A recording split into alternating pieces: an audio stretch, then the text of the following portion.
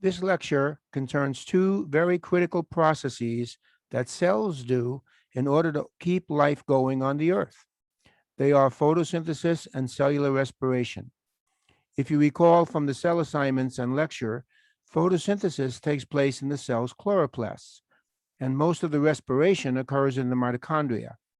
Both of these organelles are bacterial cells operating within the cytosol of plant and animal cells.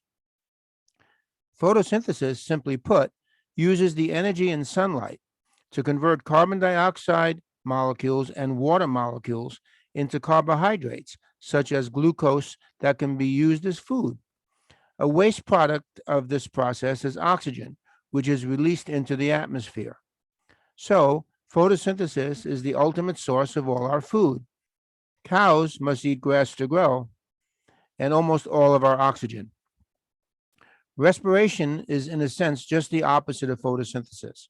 While plants can make their food, they, like us, need to break it down to release the energy in it to live on. Respiration in both plants and animals breaks down the food back into carbon dioxide. We breathe it out. And water, replacing what photosynthesis used, while photosynthesis takes in the carbon dioxide and water to remake the food. It's a wonderful cycle keeping all life going. All you really need is a constant source of sunlight. It's very important that you understand this next part. The energy that runs practically all cell processes comes from its food, but when respiration breaks it down to carbon dioxide and water, the energy is released and it comes out as heat. And some of it is used to make the actual molecule that powers just about every living thing on Earth. That molecule is ATP. So, in order to stay alive, animals and plants must create ATPs using cellular respiration. It is ATP that keeps your heart beating, not that bowl of pasta that you may have eaten last night. Respiration will turn the pasta into carbon dioxide and water, releasing its energy as heat. That's what keeps your body warm, and using some of it to make all the all important ATPs that actually do the work. As we study these two processes, keep an eye on how the energy of sunlight or within food is used to produce ATP, a cell's actual energy source. If you look at these pictures here, you can see that photosynthesis takes place in many different types of organisms. Here we have ferns and seaweeds. This is a microscopic one. Here you have a bacterial cell that is actually doing photosynthesis as well as this one. So photosynthesis is a process that many different kinds of life forms do, not just ordinary land plants. Now, what you need for photosynthesis, of course, is light. Light comes as an electromagnetic beam that comes from the sun. It comes as a wave. And the distance between the waves, that's called the light's wavelength. And it's the wavelength of lights that we perceive as color. If the wavelength is very short, we perceive that as violet or blue. If the wavelength is very long, we perceive that as red.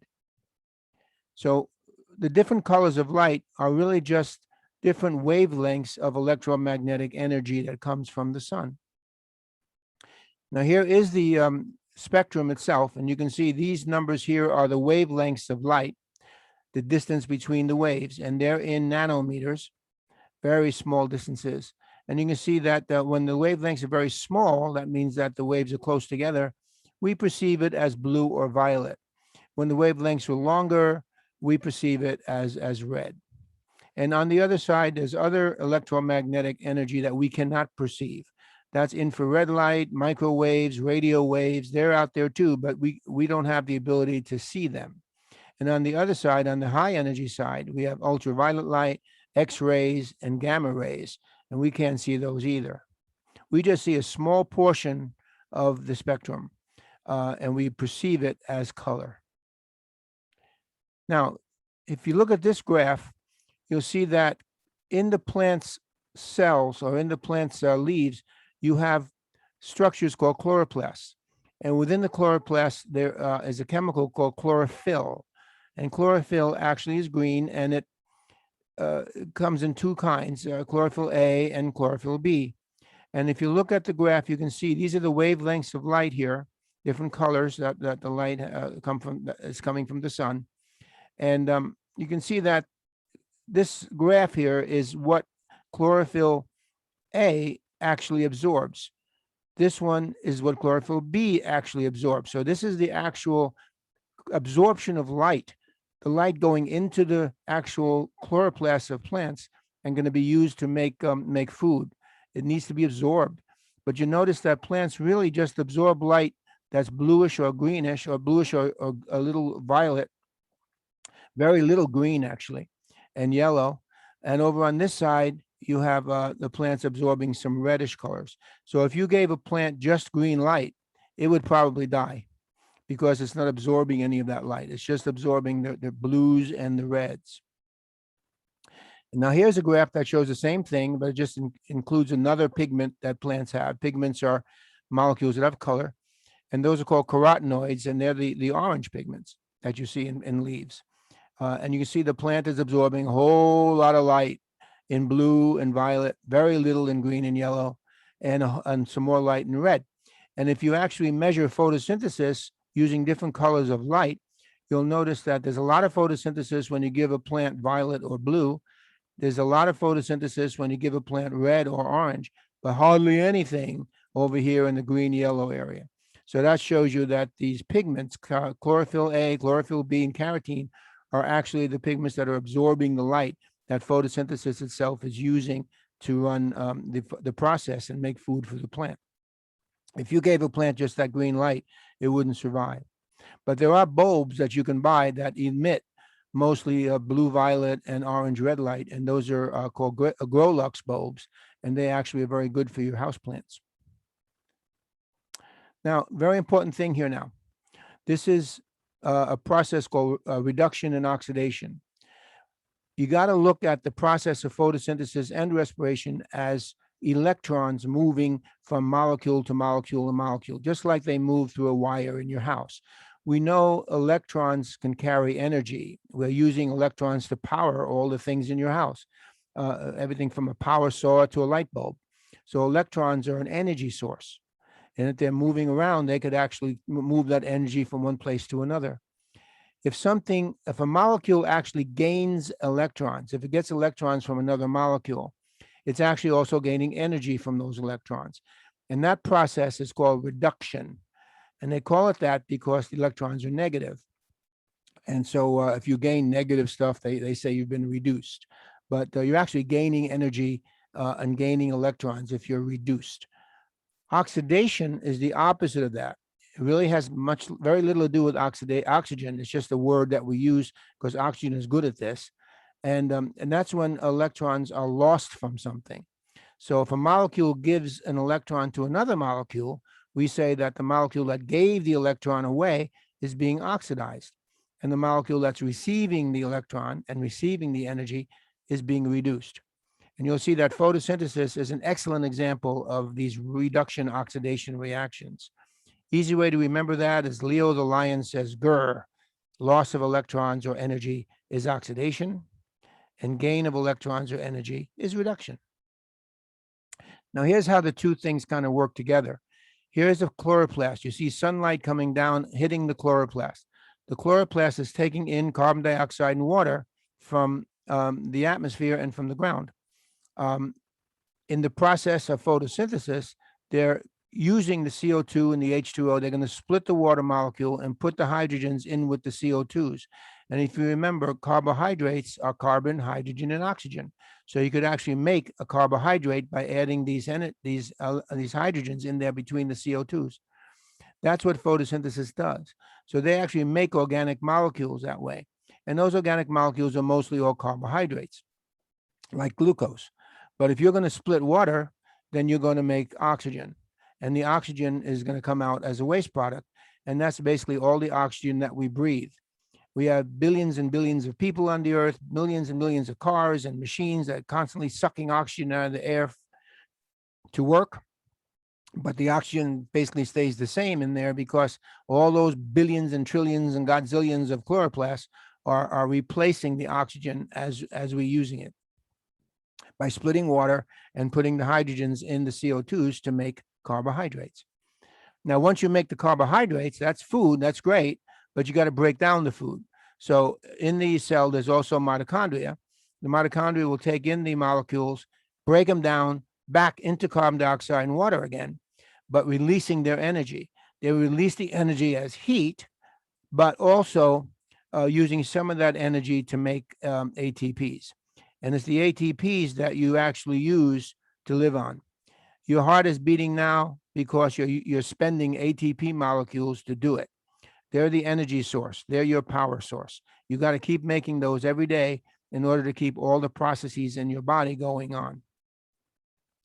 Now, what I just said, photosynthesis is the use of light energy to reduce carbon dioxide molecules by adding electrons and hydrogens to them. Remember, adding electrons is reduction. And when you do that, you can turn the carbon dioxide, you're giving it energy, and you're going to turn it into a higher energy molecule called sugar. Where do you get the hydrogens to put in between the CO2s to make the carbohydrates? You get it from splitting water. So the source of the hydrogens is for the process is actual water. And that's why you have to water your plants. That's why plants will not live without water. When water is split, then the H's can go in there with the CO2s and create a carbohydrate or food. The oxygen comes out as waste. And don't worry about trying to balance the equation. We're not a chemistry class. We're just looking at what's actually happening here. Now, in this one, you see here's some leaves. This is a cross section of the leaf. Stomata are holes in the bottom of the leaf that the carbon dioxide can go in into the leaf through. The carbon dioxide will be used to make the sugar, and the oxygen that's released by photosynthesis when you split the water will come out of those stomata and replace the oxygen in the atmosphere that everything is using up. As we breathe our oxygen every single breath, it's replaced by the plants. And inside the plant cells, here's a plant cell right here that's inside the leaf, and inside the cell there's chloroplasts. This is one chloroplast, and you see the chloroplast has two membranes, two, and it also has these little discs inside. Those little discs are made of membrane, the same membrane that's on the outside of it, and they are called thylakoids. These little discs are called thylakoids. A stack of discs, a whole stack of them inside, looks like a stack of coins, is called a granum. Many of them would be grana. And if you look at this with an electron microscope and a real chloroplast, you could actually see the stacks of thylakoids and grana. Now here's a diagram of an actual chloroplast. You can see it has two membranes, an outer membrane here and an inner membrane here. And inside the chloroplast is this material called a stroma. The stroma is like a jelly-like material made of mostly water and dissolved proteins and enzymes and things like that. And floating in that are these thylakoids. The thylakoids stack up like a stack of pancakes. And they're made from, you can see how this is folding in here, this portion of the inner membrane. That's going to break off and become a thylakoid, and then they're going to stack up. And the interesting part of the thylakoids is this dark part inside. That dark part in there is actually green in color. That would be where the chlorophyll is. That's where the molecules that actually accept the sunlight and absorb the sunlight and use that energy to split water and make the carbon dioxides from CO2. So this is the structure of a chloroplast, two membranes and so on. And you notice that it has a piece of DNA inside. And these little guys are ribosomes, the little dots. That indicates that this whole thing really is another cell inside of a plant cell. This isn't a bacterial cell actually living inside of the plant cells. Plants really don't do photosynthesis. It's the bacterial cells that live inside their leaves that we call chloroplasts that do the photosynthesis. Okay. Now what happens in photosynthesis? Light hits the leaves, and when light hits the leaves, the water is split, as you can see here, and you get the oxygen coming out as waste product. But what you got to do with the energy before you start making sugar is you got to trap the energy in something. And what we do is we trap the energy in these two molecules here. The energy is used to make some ATPs, which you already know are high energy molecules. So some of that sunlight's going to end up in the ATPs. And we also take the hydrogen off the water. Remember, we're going to split that water and we're going to add it to a molecule called NADP. And that hydrogen, of course, has an electron on it. And so that's going to add an electron to the NADP. So we're saying the NADP has been reduced because it gained electrons. So now the energy in that electron is now here.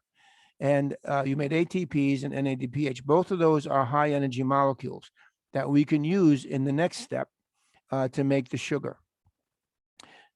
Once the sugar is made, we take the hydrogens off of the NADP, use up the ATPs for energy, and the hydrogens get put in the CO2s to make the carbohydrates. That process here is called the Calvin-Benson cycle, and that happens in the stroma portion of the chloroplast. And when that's all done, you end up with a carbohydrate or, glucose.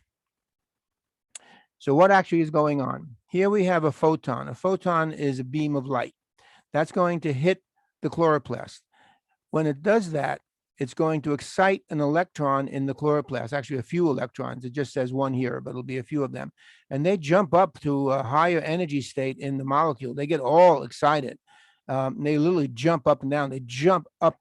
And if there was something to accept them in the chloroplast, they would stay up there. If there wasn't, then they would just fall back down and emit their energy.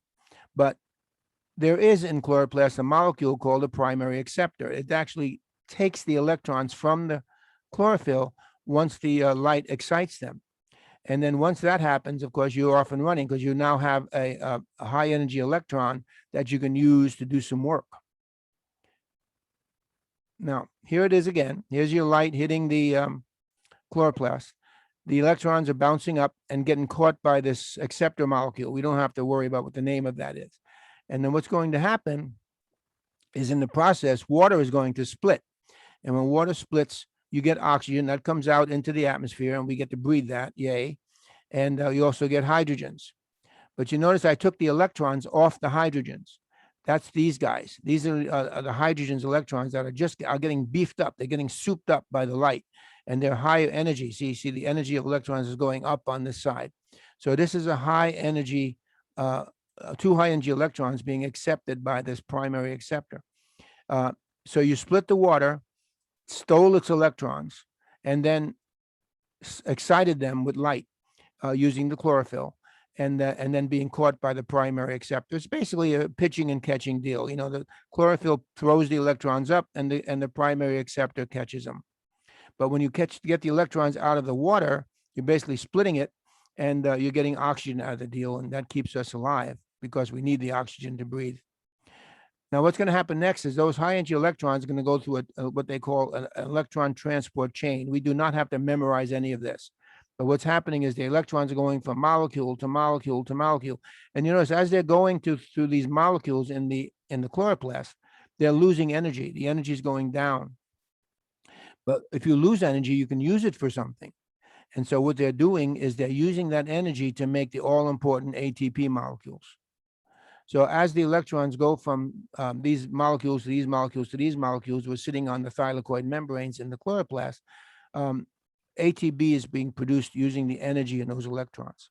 You're going to need this ATP in the last step in order to actually make the sugar.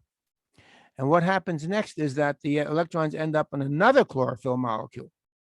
Now, photosystem 1 is this one. A photosystem is when light hits the chlorophyll and electrons get excited. This one was discovered second. It happens first, but it was discovered second. So they call this one, the first one, photosystem 2. And then when the electrons goes to another chlorophyll, that one is called photosystem 1 because this one was discovered first. It's going to be the same thing though. The electron is going to get excited. They're going to go up to a primary acceptor, and the acceptor is going to accept the electron. Now we used the energy in the first time to make the ATP, and now we souped up the electrons again using some more light. And what's going to happen now is the electrons will go through a couple of more chemicals and end up in that NADP molecule. That's going to make the NADP reduced because you just gained high energy electrons. Remember, gain of electrons is reduction. And so the NADP is going to get energized. But when it gains electrons, it becomes negative, and therefore it's going to attract those two hydrogens that are now positive that came off of the water in the first place, and stick to them. So you're going to actually put these electrons in here in the molecule, and that's nice. That's going to make the molecule nice and energetic, and then that hydrogen is going to stick on the end there. So those electrons are now going to be going around that hydrogen. So what we've done is we've taken low energy electrons from water and we excited them and put them in high energy hydrogen here, which is attached to an NADP molecule. And those are called, all of this is called the light reactions of photosynthesis. And this is another diagram of the same thing. I'll just go over it real quickly for you. The energy from the sun hits one chlorophyll molecule. Electrons are excited. They go up to an electron acceptor. Water is split into hydrogen ions and oxygen. The electrons from the hydrogens are replaced into the chlorophylls because remember, the chlorophyll is losing these electrons. So when you split the water, you can put the electrons in the water back into the chlorophyll, and that can keep it going. These high energy electrons now are going to go through this electron transport chain. And as it does that, the energy is going to be used to make ATPs. Once it gets to the second chlorophyll, photosystem 1, it's going to beef up the electrons again with even more light. You see the sunlight is beaming on there too. The electrons get high energy level up here. They go into the NADP, and then the NADP becomes NADPH. So in those high energy electrons now can be used to do some work along with the ATP. So the two products of the light reactions of photosynthesis, and they call that because you need light to do it, are NADPH with a high energy electron on that H, two of them, and you have ATP. These are the two products. Now, a product that we don't use anymore in photosynthesis is this one. And of course, that's the oxygen that used to be in the water, and that comes out into the atmosphere and keeps the oxygen level on the earth the way it has to be in order to keep all the animals alive. All right, now here is what's happening next. Photosystem 1 and 2 is happening on the thylakoids. What are you going to make from them? As we said, light's going to hit them, and you're going to go through all of that stuff that happened, and you're going to make ATPs and NADPHs at the end. They're going to go into this thing called the Calvin cycle, which is happening in the stroma portion of the chloroplast, the liquidy part. What that's going to do is going to take the carbon dioxide that the plant takes in, which is carbon and oxygen source, and it's going to use the high energy electron in the hydrogen here to go in there between the C's and the O's of carbon dioxides and make CHO. And of course, CHO is a carbohydrate. And the carbohydrate that is actually made by plants is a 3-carbon sugar. And that little 3-carbon sugar is very, very important. It's called PGAL, or phosphoglyceraldehyde, but we'll just call it PGAL. And what happens with that is that once PGAL is formed inside the chloroplast, the plant can use that to make almost all of its organic chemicals that it needs to live on. It can make starch. It can make the amino acids to make proteins, all 20 of them. It can make the PGAL into fatty acids to make, fatty materials and stuff. It could actually store oils and things like that made from PGAL. PGAL can make all the organic molecules you need, even the products that can be used to make DNA and RNA. It's the most important molecule on Earth because it's the source of all the organic molecules in plants and animals. It makes everything. But one of the things that it makes a lot of is glucose. And so the PGALs will become glucose, and glucose is, of course, a 6-carbon sugar. You just need 2 of these to link together to make a glucose, because each PGAL is 3 carbons. And glucose, of course, is sugar, and that's the product of the Calvin cycle. So what's really happening? Plants are taking in water and taking in carbon dioxide and making oxygen in the light reactions and making glucose in the dark reactions. Calvin cycles are sometimes called the dark reactions. Okay, now that's photosynthesis. Now we're going to jump over to cellular respiration, the opposite process. In cellular respiration, you take something like glucose here and you use oxygen, that's why we breathe it in, to break it down into carbon dioxide and water. The very same things that photosynthesis needs to use to keep going. So it's a perfect cycle. But when you break it down, you release the energy in the glucose. And so the energy is released as heat, but also used to make ATPs. So cellular respiration is going to be using the food that we eat or the food that plants make, if you're a plant, to use the energy in the food to produce heat and ATPs. And you produce almost all your ATPs that way. You have to do this to keep alive. So I'll read this to you. It says, respiration results in the release of energy from food molecules. The released energy is stored in molecules of ATP or adenosine triphosphate, we'll just call it ATP, or is converted into heat. The food we eat and the oxygen we breathe participate in a series of chemical reactions, which ultimately breaks the food into carbon dioxide and water. And here we have, some animals actually eating the plants, and they're doing that to get the carbohydrates and other organic molecules in the plants that they're using oxygen. They're also breathing that in their noses here to break down the food into carbon dioxide and water. They're going to release the energy from the food and use it to make ATPs and heat in the process of cellular respiration. And that happens in the mitochondria. Now, here's the two of them put together. Here's your, again, your light energy hitting the chloroplasts. The chloroplasts are doing photosynthesis. They're taking in carbon dioxide and water from the atmosphere or from the ground. They're using photosynthesis to make organic molecules like PGAL or glucose or amino acids or whatever they want to make from it, and oxygen. And oxygen is a waste product that leaves the plant. The oxygen and the food can be now used by animals and also plants to be broken down in the mitochondria to release the energy from the food, using that energy to make the all-important ATPs that powers almost all cellular work in your body. And it also makes some heat. Now, here's a mitochondria, and this is what they look like. Very similar to chloroplasts in a way. You have two membranes, one here and one here. But the inner membrane folds in to form all these little folds here. And those are called cristae, these little folds. And that just increases the amount of membrane. Of course, a lot of the process happens on the membrane. So if you have more membrane, you can do more respiration. The inside of the mitochondria is called a matrix, and that's basically just the the fluid that has all the molecules and proteins and things dissolved in it flowing around, kind of like a thick jelly. And then you also have that DNA, which indicates that the mitochondria are really bacteria too. And they're living inside of our cells doing cellular respiration for us. All right. ATP is the most important result of all of this. It's the most important product. ATP consists of a molecule called adenosine, which is the A part. And you'll never have to draw this or anything, so that's okay.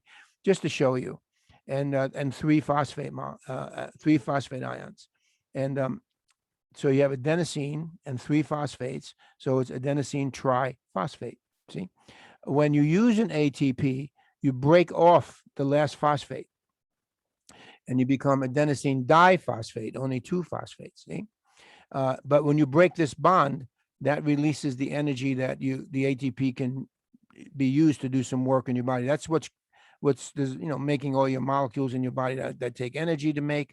It's what's beating your heart. It's what's doing all of that, breathing, thinking, all the things that require energy in your body. But using muscles, picking things up. It's all coming from that third bond here. You break the bond, you make ADP and just P, and that released energy is used to run your muscles and your heart and your breathing and all the other things you do. That's the importance of ATP. You just have to break the last phosphate off. All right. So here's what's happening in respiration. The first part of respiration is called glycolysis, and that happens out here in the cytosol. It's not in the mitochondria. And all you're doing there is taking some food, like glucose. We'll use glucose as food example. And over a series of reactions, which we don't have to worry about, we break the glucose in half. Glucose is a 6-carbon compound. Pyruvate is a 3-carbon compound. So we busted into 2 pyruvates. That's all. Very simple. But in doing that, of course, you're breaking bonds. And because you're breaking bonds, you're releasing some energy. And that energy can be used to make the all-important ATP. So we can make a few ATPs out here in the cytoplasm. What will happen next is that the pyruvate, or the 3-carbon thing, will go into the mitochondria. When it goes in there, it goes into something called a Krebs cycle, which is very complicated, and we don't have to worry about every step. But we're going to go into the Krebs cycle, and we'll just see what it does. The Krebs cycle is going to break down that pyruvate into carbon dioxide. It's going to just bust all the bonds. And when it does that, it releases a lot of energy, and that energy can be used to make even more ATP.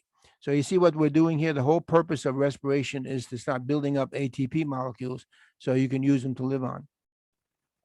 Now, here's the whole thing in a nutshell. Glycolysis breaks glucose in half, makes these two pyruvates. The pyruvates go into the Krebs cycle.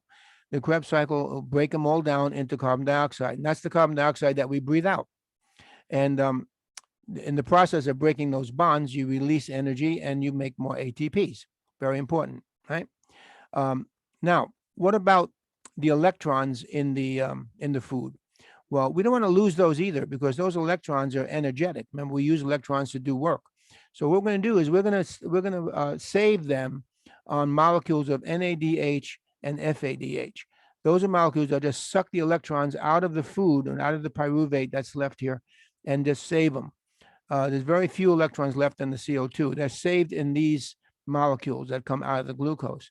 We don't want to lose those electrons. They're carrying those nice high energy hydrogens, and we need to use those later on to make even more ATP. And where is that going to happen? That's going to happen in the electron transport chain. Again, a complex series of things that, we're not going to go through step by step. But what that basically does is it knocks the hydrogens off of the NADs and FADs, and also the electrons. And what that does is it releases the energy from the NAD and the FADs, and uses that energy to make even more ATPs. But in order to take the hydrogens off of the NAD and the FAD, you need something that will suck the oxygens toward them. And what that is our good friend oxygen.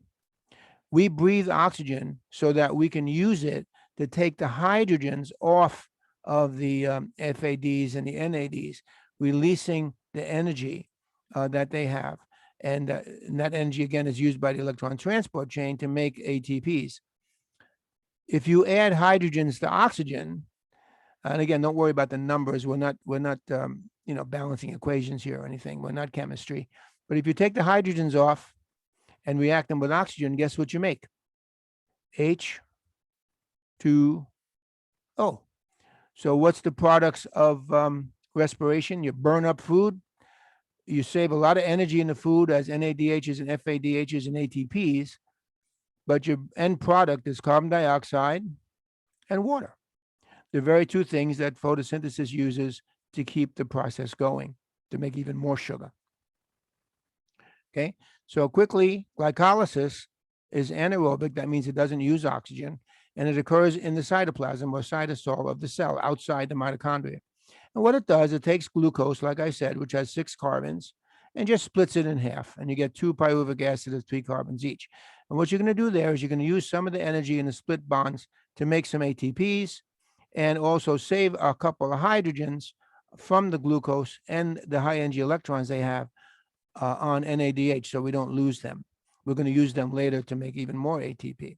So we don't lose we're going to save all those hydrogens. So in glycolysis, we say glucose is a 6 carbon molecule. It's essentially broken down into 2 pyruvic acid molecules, 3 carbons each.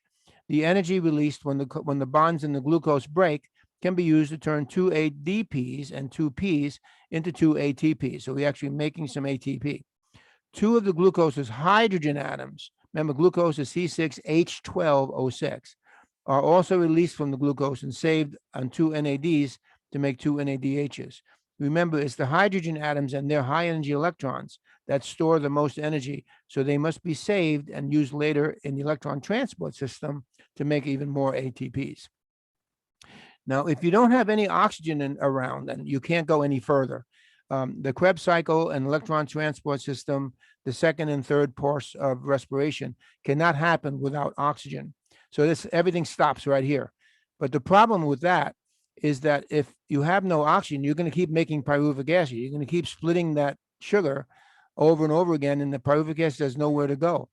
And you're also going to keep making these NADHs. What are you going to do with them? There's nothing, there's no electron transport system now because there's no oxygen. So they just accumulate. And that the accumulation of these two things will kill the cell. So we have to have some sort of safety valve if there's no oxygen around, if things are anaerobic. And that safety valve is called fermentation. Now, if you're yeast, what you do is you take the pyruvic, this is yeast here, you take pyruvic acids and you actually react it with the NADHs that you made, these two things that you're trying to get rid of so they don't build up in the cell and glycolysis keeps going. And what you do is you turn the pyruvic acid into ethyl alcohol. And ethyl alcohol, it can actually leave the cell through the cell membrane and won't accumulate in the cell. This is how we make our alcohol in beer and wine and hard liquor. Alcohol is made by the fermentation of yeast, by putting the yeast in anaerobic conditions, no oxygen, making them do just glycolysis, and that will make pyruvic acids and NADHs, the products of glycolysis. And to get rid of them, the yeast will react them together to turn them into alcohol, which will just leave the yeast cell, and the yeast will stay alive and be protected. Now, if you are a human being, you don't make alcohol. It would be nice if we got drunk, I guess, if every time we stopped using oxygen, and we do that, in our muscles. Sometimes our muscles do get oxygen low because we're running or something, and they used up a lot more oxygen than they should. And so our oxygen levels get low in our muscles sometimes. And if that happened, you could actually make alcohol in your muscles, and you don't do that. So what happens is that in humans, the pyruvic acid reacts with the NADHs, the two things again, to get rid of them so that they don't build up in the cell. But instead, we make lactic acid. And lactic acid will paralyze your muscles and stop you from doing the activity that's causing you to be the muscles become anaerobic. That's what happens when you're in a gym and you just can't move, you can't lift up that last weight anymore. It's just lactic acid is building up in your muscle and paralyzing them. So that's fermentation. It just happens because in some cases cells become anaerobic. There's no oxygen around, or just not enough oxygen around, and so you have to get rid of the pyruvic acid and the NADHs. And so in order for that to happen, you have to react the NADHs and pyruvic acids together. In humans, you make lactic acid, and in pyruvic acid, you make in yeast, you make alcohol. Now, what does happen when there is oxygen around? If there is oxygen around, you do the Krebs cycle. And very simple, all the Krebs cycle does, without showing you all the steps, is just basically breaking down the pyruvic acid into carbon dioxide. And so when oxygen is available, instead of undergoing fermentation, the pyruvic acids go into the mitochondria. There, they're completely broken down by the Krebs cycle to form carbon dioxide molecules. That's the job of the Krebs cycle. And we breathe that out. But if you break down molecules like pyruvic acid into carbon dioxide, you release a lot of energy because you're breaking a lot of bonds, and you also break all the hydrogens off because carbon dioxide has no hydrogens. So the hydrogens have to go somewhere and the energy has to go somewhere. So the hydrogen atoms are saved on NADs and FADs, those same molecules that we talked about before. They are electron and hydrogen savers, temporary savers. They hold it for you. And they produce NADH and FADH, just the hydrogens on them, you see. Some of the energy in the pyruvic acid is also released as heat, and that's where a lot of the energy that keeps you warm comes from. And some of it is also used to make two more ATP molecules. So we can make some ATPs in the Krebs cycle, but the important thing is we make these guys. We save the hydrogens and the electrons on NADs and FADs. Okay, now lastly, part 3 of respiration is the electron transport system. The electron transport system occurs in the mitochondria on the membranes that are all folded up. And what that does basically is uses oxygen to rip off the hydrogens from the NADs and FADs. And when you do that, you make water, H2O. But when you rip up the hydrogens and electrons from the NADs and FADs, you can release the energy in the high energy electrons in there to actually make more ATPs. So it's here where you make much more of your ATP. It's where you make the vast majority of ATP. You take all those hydrogens and electrons off NADHs and FADHs that you stored and use the energy in those high energy electrons to make more ATP molecules, a lot more. So if you look at the process here, you can see you can make 2 ATPs in glycolysis when you split glucose into pyruvic acid. And then you can make 2 more ATPs in the Krebs cycle. But also in the Krebs cycle and glycolysis, you're saving those high energy hydrogens that used to be on the glucose. Remember that 12 H's on glucose, C6H12O6.